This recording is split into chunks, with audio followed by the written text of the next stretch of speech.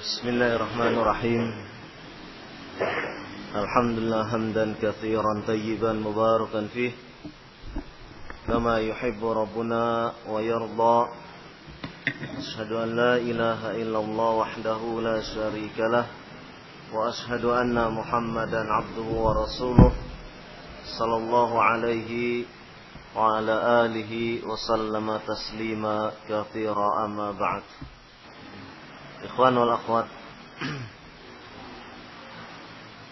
rahimakumullah, pada kesempatan pagi hari ini dengan mengucapkan syukur kepada Allah Subhanahu wa taala, kita bisa melakukan ta'lim kita. Dan pada kesempatan pagi hari ini tidak sebagaimana apa yang terjadwal dalam ta'lim, mengkaji kitab syarah Ushulus Salasah dari Syekh Ubaid Al-Jabiri hafizahullah taala, maka pada kesempatan pagi hari ini kita adakan selingan dengan membacakan beberapa hadis atau ayat yang terdapat di dalam kitab Riyadhus Shalihin, Kitabul Ilmi, bab yang membahas tentang masalah al-ilm. Bab fadlul ilmi ta'alluman wa ta'liman lillah. Bab tentang keutamaan ilmu, mempelajari serta mengajarkan karena Allah Subhanahu wa ta'ala. Banyak ayat, banyak hadis yang membicarakan tentang masalah al-ilm, membicarakan tentang keutamaan orang-orang yang senantiasa merindukan al-ilmu. Al-ilmu yang dimaksud adalah ilmu syar'i, ilmu di mana seseorang bisa mengamalkan ajaran Islam secara baik dan benar. Ilmu yang akan mengantarkan seseorang untuk menjadi manusia-manusia yang taat kepada Allah Subhanahu wa ta'ala. Di antara keutamaan seseorang yang memiliki ilmu syar'i, di dalam surat Al-Mujadilah ayat ke-11, Allah Subhanahu wa ta'ala berfirman, Yarfa'illahu alladhina amanu minkum walladzina utul ilma darajat.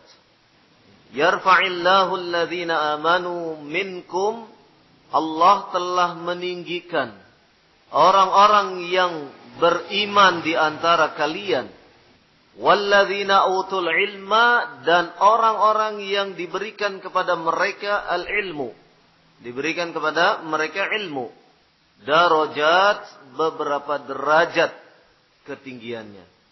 Dalam firman Allah Subhanahu wa ta'ala ini menunjukkan bahwasannya seseorang yang memahami, mengamalkan ilmu yang dia dapat, dia termasuk dalam kategori ahlul ilmi, maka derajat dia di hadapan Allah Subhanahu wa ta'ala lebih tinggi dibandingkan orang-orang yang tidak memiliki ilmu. Dan hanya orang-orang yang memiliki ilmulah yang akan menjadikan dirinya takut kepada Allah Subhanahu wa ta'ala. Orang yang memiliki ilmu, meyakininya, memahaminya, mengamalkannya, mereka adalah orang-orang yang takut kepada Allah.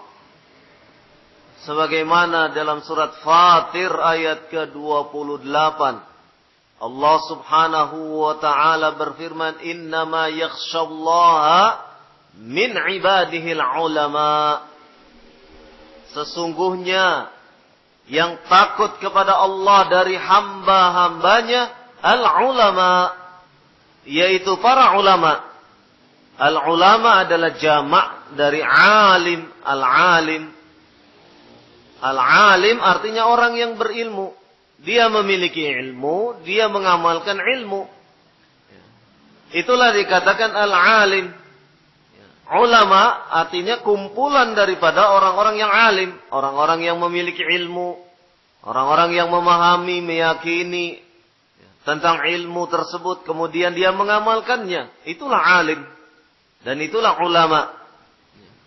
Maka hanya orang-orang yang memiliki ilmu, dia akan bisa menumbuhkan rasa takut kepada Allah Subhanahu wa ta'ala.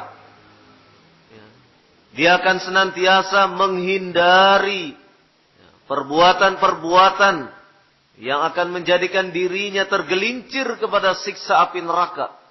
Dia akan berusaha untuk senantiasa taat kepada Allah dan menjauhi maksiat kepadanya.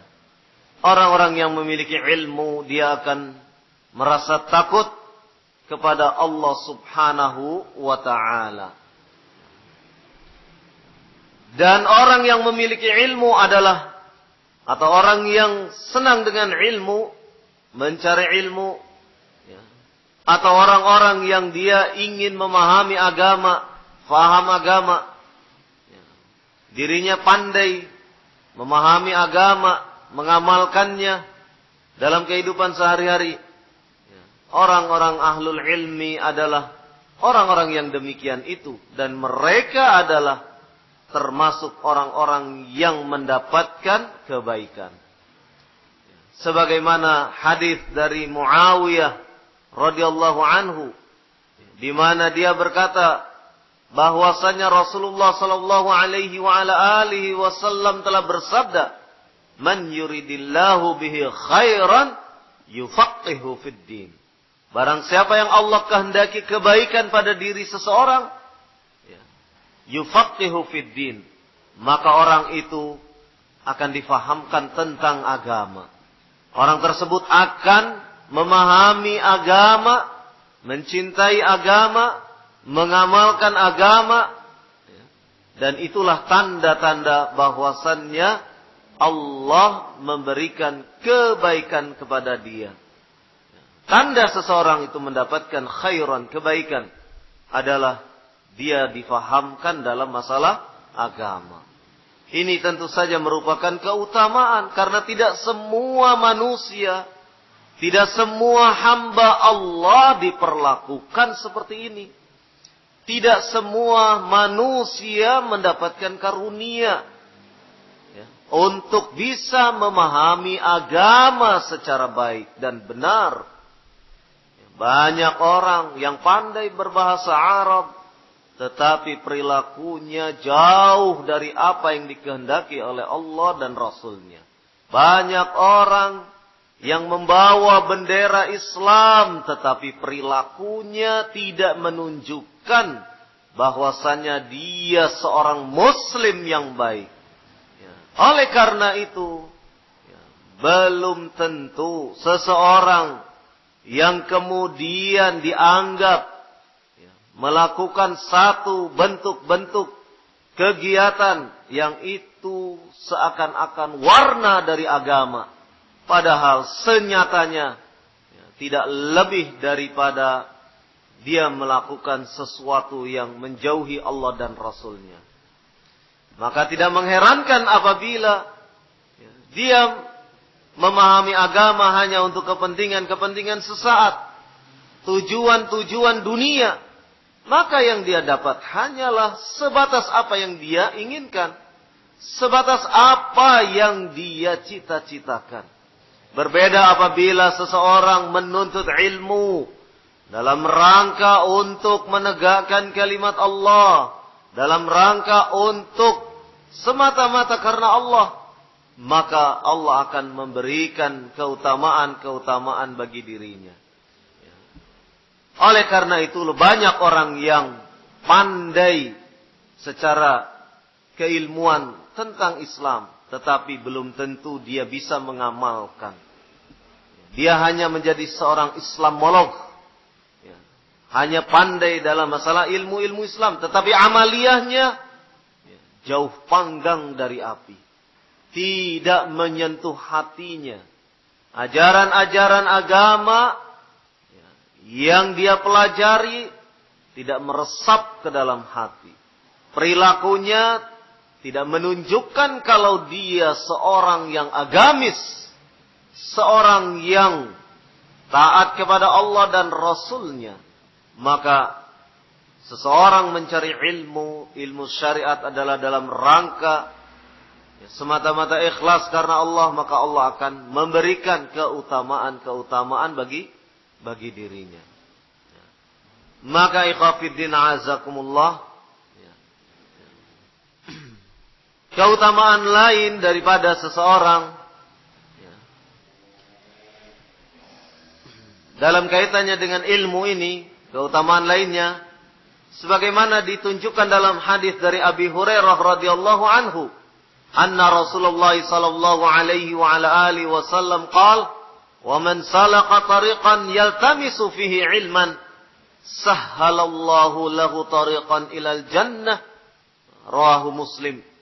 Barang siapa yang menempuh satu jalan, yaltamisu fihi ilman, dalam rangka untuk mendapatkan ilmu, sahhalallahu lahu, maka Allah akan mempermudah bagi dirinya tariqan ilal jannah, mempermudah jalan menuju surga. Ini keutamaan bagi orang yang senang mencari ilmu. Allah akan mudahkan bagi dia untuk menempuh jalan memasuki surga. Dan ini adalah balasan bagi orang yang senantiasa berkecimpung di dalam ilmu. Dimanapun ada majlis-majlis ilmu, selama majlis-majlis ilmu itu memang mengajarkan sesuatu yang hak, didasari oleh semata-mata karena Allah subhanahu wa ta'ala, maka seseorang akan datang dan kemudian menuntut ilmu. Karena keutamaan yang sedemikian besar, orang-orang yang menempuh satu perjalanan dalam rangka untuk mendapatkan ilmu, maka Allah akan mempermudah bagi dirinya menempuh jalan menuju ke surga. Ini adalah bentuk keutamaan lain dari ilmu yang dia ingin dapatkan. Selain itu juga keutamaan seseorang yang berilmu disebutkan dalam hadis dari Abi Hurairah radhiyallahu anhu ketika menceritakan tentang terputusnya amal seorang hamba saat hamba tersebut meninggal dunia. Kata Rasulullah sallallahu alaihi wa ala alihi wasallam, "Idza mata ibnu Adam inqata'a 'amaluhu illa min thalathin, shadaqatin jariyatin aw 'ilmin yuntafa'u bih aw waladin salih yad'u lahu." Rawahu Muslim.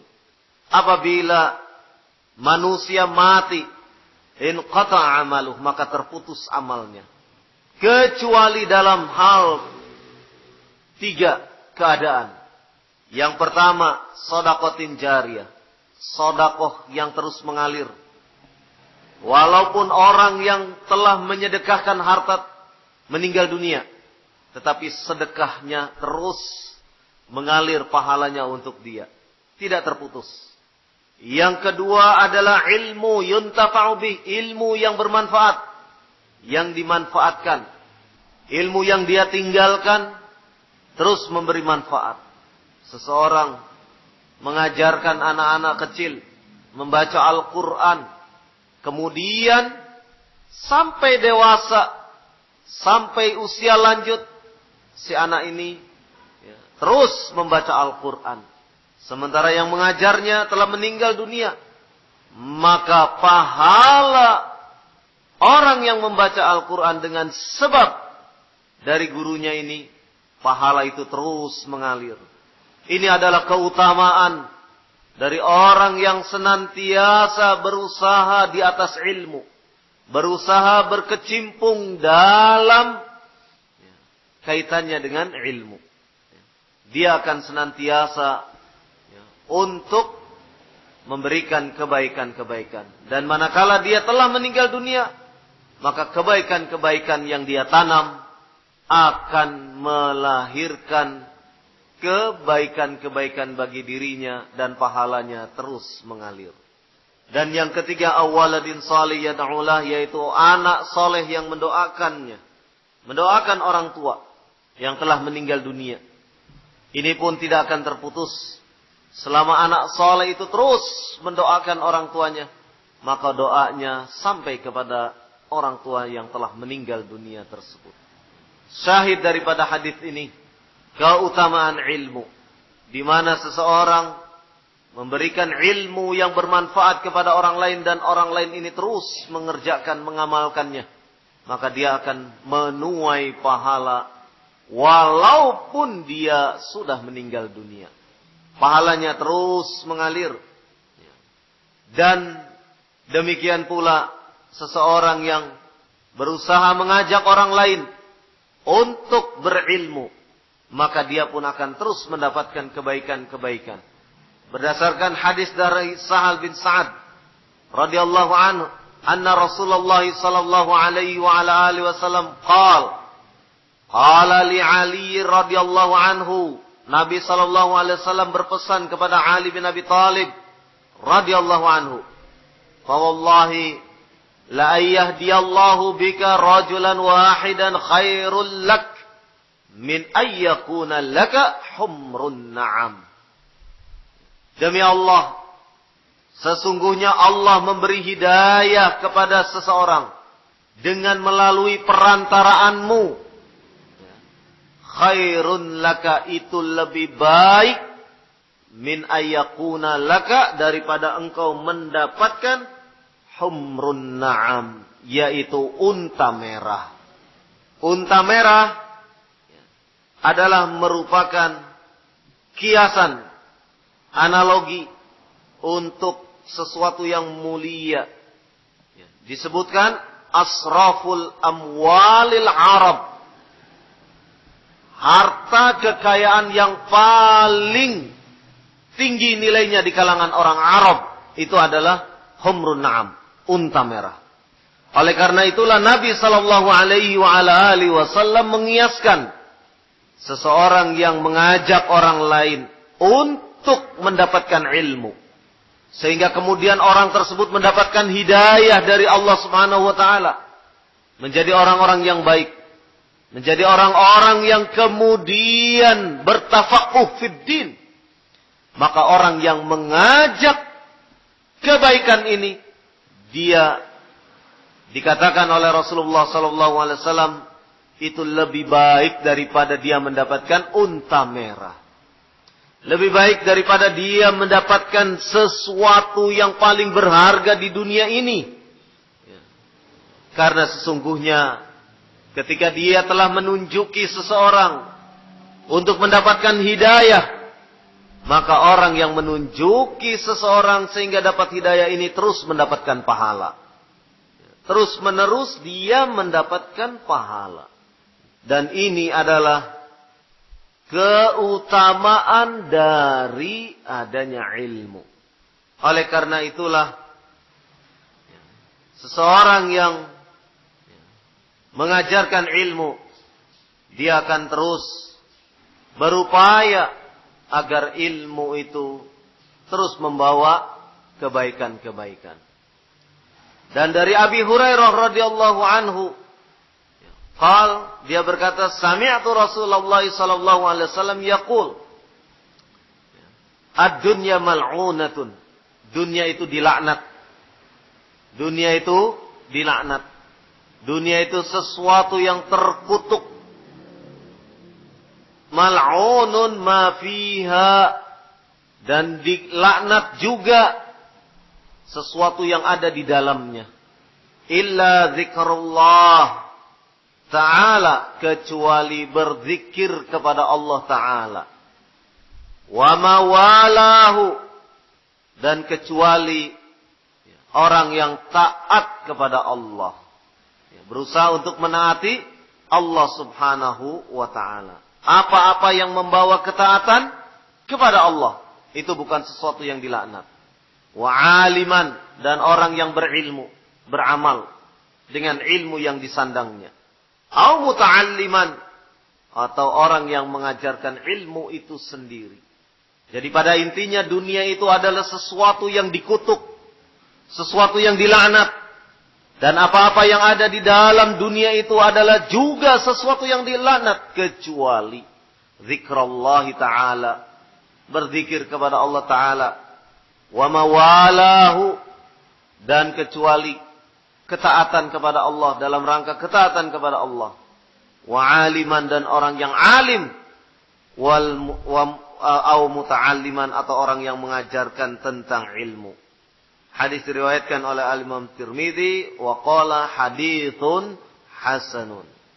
Kata Imam Tirmidzi, hadis ini adalah hadis yang hasan. Dan dari Anas bin Malik radhiyallahu anhu, Nabi sallallahu alaihi wa ala alihi wasallam bersabda, "Man kharaja fi talabil ilmi," barang siapa yang keluar untuk menuntut ilmu, fahuwa fi sabilillah, maka dia berada di jalan Allah hatta yarji', sehingga dia kembali ke tempat tinggalnya. Hadis ini pun diriwayatkan oleh Imam Tirmidzi wa qala haditsun hasanun, dan hadis ini adalah hadis yang hasan. Jadi di dalam hadis ini menunjukkan orang yang keluar menuntut ilmu itu sedang berada di jalan Allah subhanahu wa ta'ala. Seandainya dia meninggal dunia di tengah perjalanan saat dia menuntut ilmu, maka dia dalam keadaan mati fi sabilillah.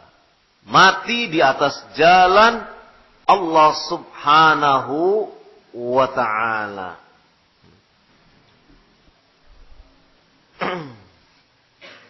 Dan disebutkan dalam hadis yang lain dari Abu Darda radhiyallahu an, riwayat Tirmidzi, wa innal alima, dan sesungguhnya orang alim itu la yastaghfiru lahu min man fis samawati wa man fil ard, la yastaghfiru lah, sesungguhnya orang alim la yastaghfiru lahu, akan memintakan ampun bagi orang alim tersebut. Siapa yang memintakan ampun?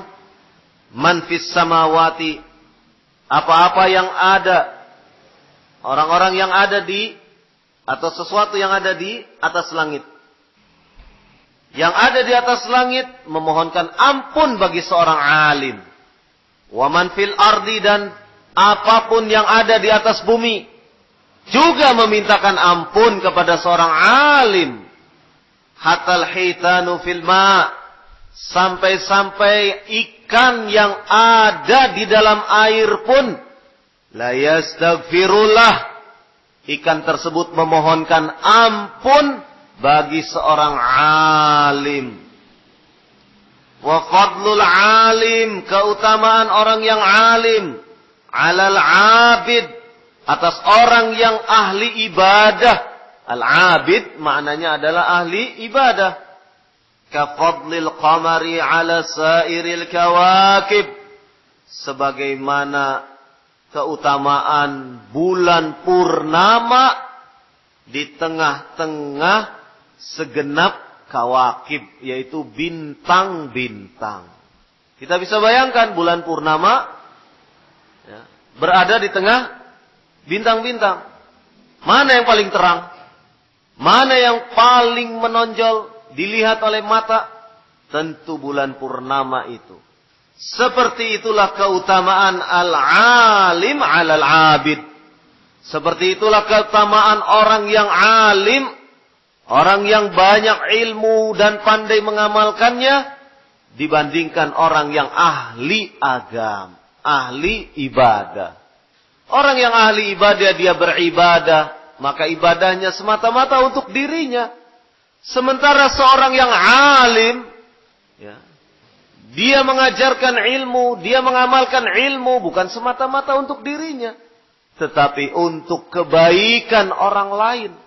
Maka pantas apabila ikan yang ada di dalam air pun ikut mendoakan, ikut memohonkan ampun kepada Allah Subhanahu wa ta'ala. Mendoakan agar orang alim itu mendapatkan pengampunan. Qala wa innal ulama'a warasatul anbiya. Dan sesungguhnya al-ulama itu adalah merupakan pewaris para nabi. Wa innal anbiya'a lam yuwarrithu dinaran wala dirhaman. Wa innama rasul ilma. Sesungguhnya para nabi tidaklah mewariskan dinar dan tidak pula mewariskan dirham, tidak mewariskan harta kekayaan. Wa innama warrathul ilma, sesungguhnya para nabi itu mewariskan ilmu. Faman akhadhahu, barang siapa yang mendapatkan ilmu tersebut, akhadha bihadzin wafir, maka dia telah mendapatkan sesuatu yang luar biasa baiknya. Akhadha bihadzin wafir, mendapatkan keutamaan, mendapatkan sesuatu yang baik. Hadis diriwayatkan oleh Imam Abu Dawud dan At-Tirmidzi. Dia mendapatkan sesuatu yang kebaikan yang banyak. Akhadha bihadzin wafir, kebaikan yang banyak sekali. Manakala dia mendapatkan ilmu. Dan seseorang yang difahamkan agama kemudian dia memiliki ilmu, berarti dia mendapatkan warisan dari para nabi. Warisan dari para nabi. Inilah tentang ilmu. Mudah-mudahan bermanfaat terkait masalah al-ilmu ini. Karena demikian pentingnya dan demikian sangat menentukan arah kehidupan kita, yaitu dengan ilmu. Tidak mungkin seseorang hidup tanpa ilmu agama. Dalam pengertian, tidak mungkin dia hidup menjadi orang baik tanpa ilmu agama. Tidak mungkin. Terkadang orang yang belajar agama tapi tidak masuk hati, tidak diamalkan, itu saja bisa membawa kejelekan bagi diri dan umat. Apalagi orang yang sama sekali tidak belajar agama. Sama sekali tidak belajar agama, maka sesungguhnya dia akan tertipu dengan berbagai macam kehidupan dunia. Dia akan terus mencari dunia, sementara akhirat dilupakan. Padahal akhirat itu lebih baik daripada dunia. Wal akhiratu khairul apa? Wal akhiratu khairul laka minal ula. Iya. Maka akhirat itu lebih utama bagi engkau. Akhirat itu lebih utama. Wal akhiratu khairu wa abqa. Wal akhiratu khairu wa abqa, dan akhirat itu lebih kekal. Seorang terus mencari dunia tidak akan habisnya. Tidak akan habis-habisnya. Kalau mencari dunia. Diberi rumah satu, ingin rumah yang lain. Punya kendaraan satu, ingin punya kendaraan yang lain. Diberi uang sekian miliar, minta tambahan sekian miliar. Tidak akan pernah habis. Tidak akan pernah habis selama orang itu belum diistirahatkan oleh Allah Subhanahu wa taala. Selama orang itu belum diwafatkan oleh Allah Subhanahu wa taala, maka kalau dia tertipu oleh dunia, dia akan terus mengejar dunia itu. Jadi lantas kapan dia menyiapkan diri untuk akhiratnya? Kapan dia menyediakan diri untuk akhiratnya? Dan ingat, mempelajari agama bukan karena untuk keduniaan. Dan ingat pula, belajar agama harus hati-hati. Jangan sampai tertipu. Banyak orang belajar agama kemudian tersesat karena yang diajarkan bukanlah ilmu sebagaimana diwariskan oleh para nabi, tetapi ilmu yang telah diselewengkan makna dan pemahamannya. Berbicara tentang jihad, ternyata pemahamannya menyeleweng. Akhirnya bukannya jihad tapi melakukan tindak kriminal. Oleh karena itu penting bagi kita mengetahui ilmu tersebut diambil dari siapa. Sebagaimana dikatakan oleh Al-Imam At-Tabi'in Muhammad ibn Sirin radhiyallahu rahimahullah. Inna hadzal din ilmun. Atau apa? Sesungguhnya inna hadzal ilma ad-din. Ya, dinun. Inna hadzal ilma dinun. Sesungguhnya ilmu itu adalah agama. Sesungguhnya ilmu itu adalah agama. Falyanzuru. Maka lihatlah. Falyanzur, maka lihatlah oleh engkau. Mimman ta'khuduna an dina. Dari mana engkau mengambil ilmu agama tersebut. Perhatikan. Jangan kemudian kita takabur, sombong. Saya kan bisa memilah. Saya kan bisa memilah mana yang baik dan yang benar. Ini namanya kibir, sombong. Ya. Dia tidak menyadari bahwasanya hatinya itu lemah. Dia tidak menyadari bahwasanya syubhat yang akan masuk ke dalam benak kepalanya itu sedemikian halus dan tidak terasa. Sedemikian halus dan tidak terasa. Maka berhati-hatilah dari siapa engkau mengambil ilmu agama. Inna hadzal ilma dinun. Sesungguhnya ilmu itu adalah agama.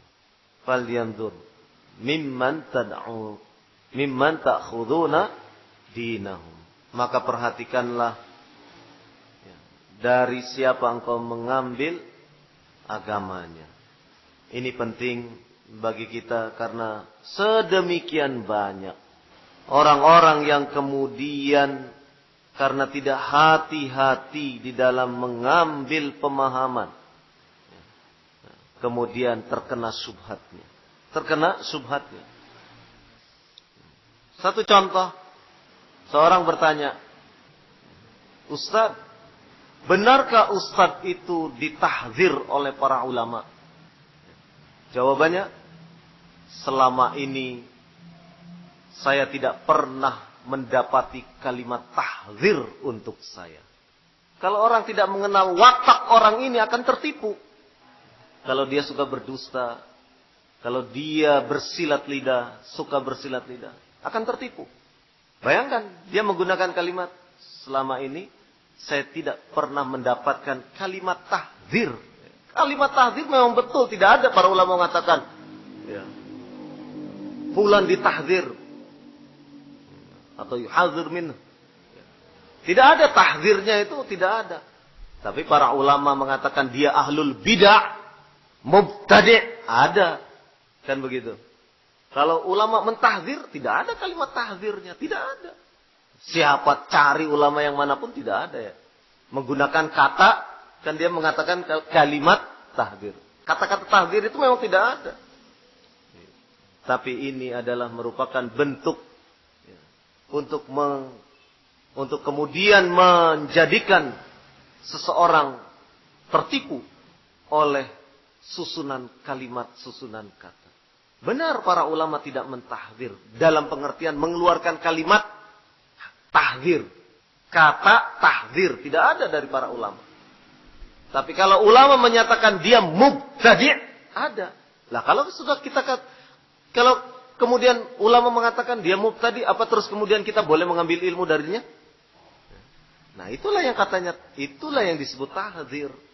Agar kita berhati-hati dari orang seperti itu. Jangan malah mendekati majelisnya. Kan begitu? Nah, seperti itu. Ini sesuatu yang penuh tipuan-tipuan. Tidak jujur. Tidak jujur. Maka berhati-hatilah dari siapa kita mengambil ilmu. Dari siapa kita mengambil ilmu. Dan sebagaimana tadi telah disebutkan tentang keutamaan ilmu. Karena sesungguhnya seseorang yang dia mengemban ilmu, ilmu itu menjaga dirinya sendiri. Berbeda apabila seseorang memiliki harta kekayaan. Kalau seseorang memiliki harta kekayaan, yang menjaga harta kekayaan siapa? Pemiliknya. Kan begitu. Tapi orang yang memiliki ilmu, siapa yang menjaga? Ilmu yang menjaga pemiliknya. Akan berbuat maksiat, ilmu yang mengarahkan, oh tidak boleh ini. Kan begitu. Menjaga pemilik ilmu tersebut. Akan melakukan sesuatu yang durhaka. Pemilik ilmu ini, dengan ilmu yang ada pada dirinya, dia akan untuk kemudian menghindar dari perbuatan-perbuatan yang durhaka tersebut. Maka ilmu yang dia miliki menjaga dirinya. Berbeda dengan seseorang yang memiliki harta, maka pemilik harta itulah yang akan menjaga hartanya. Itu salah satu keutamaan seseorang mendapatkan ilmu. Oleh karena itulah, perbanyaklah kita untuk senantiasa mendapatkan ilmu. Tapi ingat, ilmu itu pun harus diperhatikan. Diambil dari siapa ilmu tersebut. Falyanzur mimma ta'khuduna dinahu. Maka perhatikanlah dari siapa engkau mengambil ilmu agama tersebut, karena sesungguhnya itu akan menentukan sekali keadaan seseorang. Jangan sampai kita terkecoh dengan orang-orang yang nampaknya secara lahiriah dia kelihatannya alim, ahli ibadah, tetapi ternyata track recordnya dia seorang kuburiyun, penyembah kubur. Ternyata setelah dipelajari track recordnya, dia adalah seorang manusia berjubah yang tidak lepas dari dunia politik misalnya. Agama dipermainkan untuk kepentingan politik sesaat. Sehingga kemudian ketika dia melakukan keterpurukan, maka Islam terbawa-bawa. Agama yang mulia ini kemudian dicemooh oleh manusia, oleh orang lain. Wal'iyadzubillah. Jangan sampai kita melakukan hal-hal yang demikian. Jangan sampai kemudian agama dipolitisir. Yang kemudian untuk keuntungan sesaat. Wallahu a'lam bishawab. Mudah-mudahan bermanfaat. Sekadar tausiah untuk kita semua, untuk saya, untuk antum semua, dalam rangka untuk mengingatkan kembali pentingnya masalah ilmu. Sampai akhir hayat kita tidak akan lepas untuk senantiasa thalabul ilmi, menuntut ilmu. Dimanapun kita berada, tuntutlah ilmu dari sumber yang thiqah, terpercaya. Sehingga kemudian ilmu yang diajarkan diberkahi oleh Allah subhanahu wa ta'ala. Wallahu a'lam bishawab. Subhanakallahumma wa bihamdik, asyhadu an la ilaha illa anta, astaghfiruka wa atubu ilaik. Ya tidak boleh bid'ah. Azan harus manusia, qomat juga harus manusia. Tidak boleh bid'ah. Nanti imamnya juga digital. Enggak. Akhirnya makmumnya digital juga. Masjid itu masjid digital namanya. Al-digitali. Harus manusia, harus. Makanya di dalam syariat agama kan harus ditunjuk muazzinnya yang tetap. Harus ditunjuk imam tetap rawatib. Itu ada ketentuannya. Pada zaman Rasulullah SAW, Rasulullah menunjuk 2 muazzin. Kenapa 2? Karena nanti pada azan pertama dan azan subuh itu berbeda orangnya. Rasulullah menunjuk Abdullah ibnu Maktum 1 dan Bilal bin Rabah 1. Nanti kan subuh itu adanya 2 kali. Adzan yang pertama Abdullah bin Maktum, adzan yang kedua Bilal bin Rabah. Itu adzan. Maka muadzin di Masjid Nabawi pada zaman Rasulullah sallallahu alaihi wasallam 2 itu. Dan imamnya Rasulullah. Kecuali beliau berhalangan, maka ditunjuk oleh beliau siapa. Waktu peperangan ditunjuk Utsman bin Affan, ya, misalnya. Terus ketika Rasulullah SAW sakit, ditunjuk Abu Bakar, dan seterusnya. Sehingga masjid memiliki ketetapan, muadzinnya ada, imamnya ada. Tidak seperti masjid kaum muslimin sekarang. Ya. Sholat, begitu kumpul jamaah, qomat langsung. Yang qomat siapa? Ya. Begitu nanti sudah shofnya baris, tunjuk-tunjukkan. Ayo silakan, monggo imam. Kan begitu. Menunjukkan umat ini tidak terpimpin, tidak terkoordinasi dengan baik. Ya toh? Kan mestinya masjid ada imamnya, ada muadzinnya. Jangan sampai nanti pas sholat dorong-dorongan untuk jadi imam. Ini bahaya. Itu tuntunan syariat. Diperhatikan sampai demikian. Dan masalah imam muadzin sebenarnya yang mengatur negara. Kalau pemerintahan Islam itu yang mengatur negara. Dan diberi insentif gaji oleh negara. Model di Saudi, imam dapat tunjangan. Dapat perumahan, dapat kendaraan, imam. Muadzin juga demikian. Mendapatkan, dan itu ada undang-undangnya. Undang-undangnya sehingga mendapatkan apa? Ya sebagaimana pegawai. Itu menjadikan bahwasannya imam muadzin adalah statusnya sebagai petugas pemerintah, pegawai pemerintah. Jadi pekerjaan dia memang imam masjid. Nah kalau di luar waktu ini, ya di luar waktu itu ya sudah. Pekerjaannya nanti zuhur, imami, selesai ya sudah. Asar nanti dia datang terus. Sehingga imam konsentrasinya full untuk imam.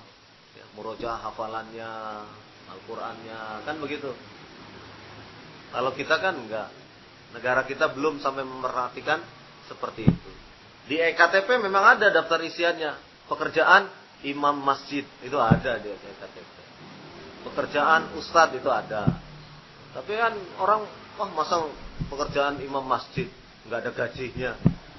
Harusnya itu diatur oleh negara. Diatur oleh negara. Maka usulkan saja ke pemerintah. Imam-imam masjid itu diangkat oleh pemerintah. Supaya tertib. Masjid-masjid juga dikendalikan pemerintah. Mana masjid yang digunakan Jumatan, mana masjid. Sehingga kaum muslimin itu terkoordinasi dengan baik. Di Banjarmasin masih menggunakan itu. Masjid yang akan digunakan Jumatan harus seizin pemerintah setempat. Tidak semua masjid dipakai Jumatan di sana. Harus ada izin resmi dari pemerintah daerah setempat. Jadi tertata. Karena kalau imam, khatib masjid, kemudian muadzin tidak ditentukan oleh pemerintah, berbahaya. Apa berbahayanya? Nanti ketika khutbah Jumat mungkin isinya macam-macam. Musim pilkada isinya kampanye. Bisa saja. Yang kampanyenya siapa? Ya sesuai dengan baju partainya. Ini digunakan oleh hal-hal yang tidak pada mestinya, tidak semestinya. Wallahu a'lam. Mau diusulkan ke DPR supaya menjadi undang-undang?